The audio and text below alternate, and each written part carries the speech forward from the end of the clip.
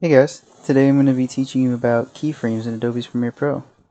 At my website, which can be found at teotimenet.wordpress.com, I value self-expression above all else, and video production to me serves as a great means to express your thoughts.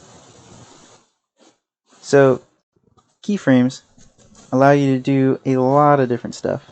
They can change the properties of various things, such as effects, footage, and transitions. So today I'm going to show you a little bit of what you can change with keyframes. And to do that, I've got this little clip of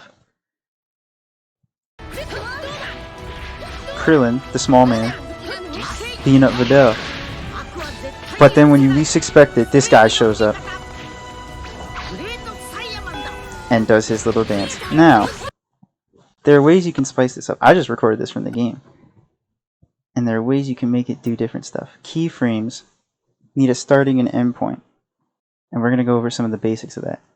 So let's say you wanted to take this guy, his name's Gohan.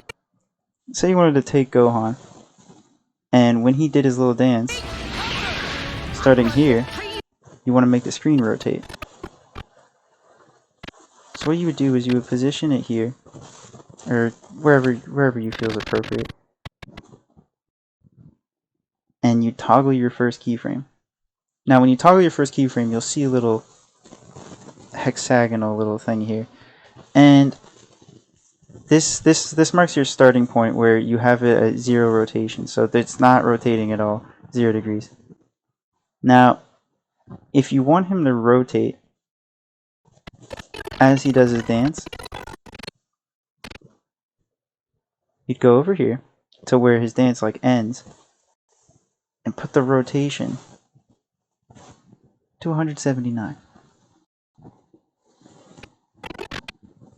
Now when you play it back at full speed, you'll notice it doesn't rotate until he starts his dance.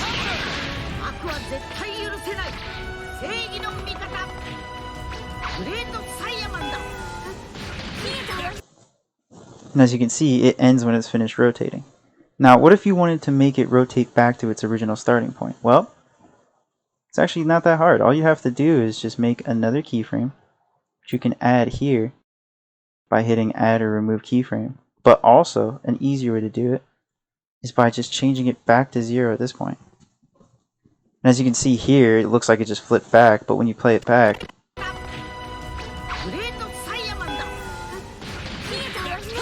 it rotates back really fast. Now, you can also see the change in speed of which it does that. It rotates really slowly over this long gap of time, but when it gets here, it goes a lot faster. And that's basically just, it does this based on the distance between the two keyframes.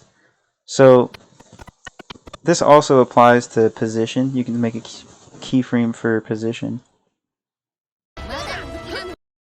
Set one there. And say you wanted to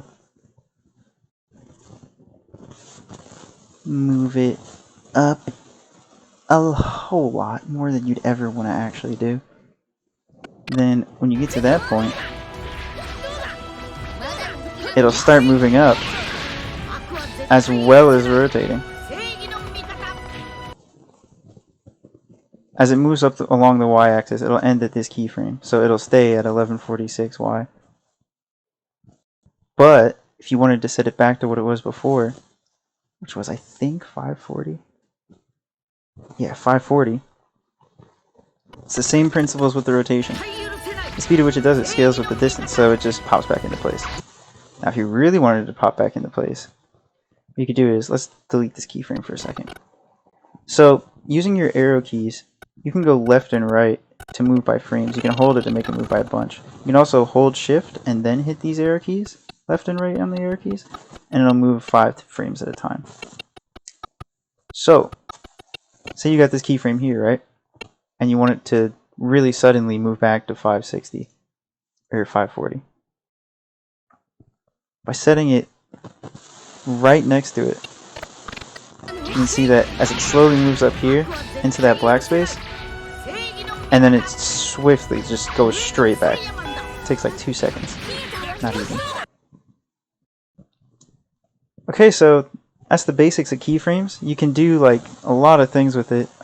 I feel like this is important as it enables you to do like a lot. So you can, say you were to add like something over this, like you can put a picture or something over this, and I'll probably put that back in the, I'm most likely going to edit this in Premiere Pro, so you'll probably see something about here. But you can change the opacity in your keyframes. So we just have an end keyframe here at the end of the video. So if we set it to 0, by the end, from the start to the end of the video, it'll be black.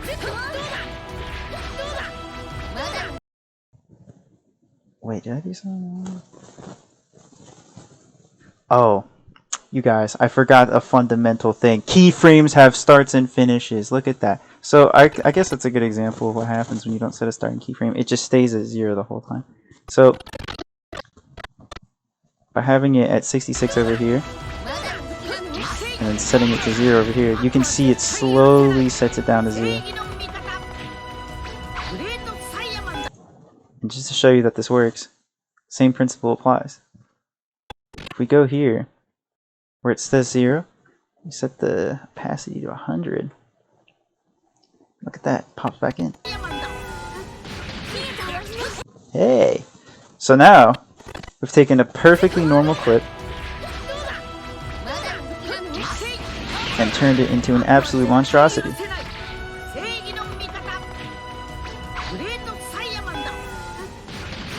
Hey! All through the power of keyframes. So guys, that's about it.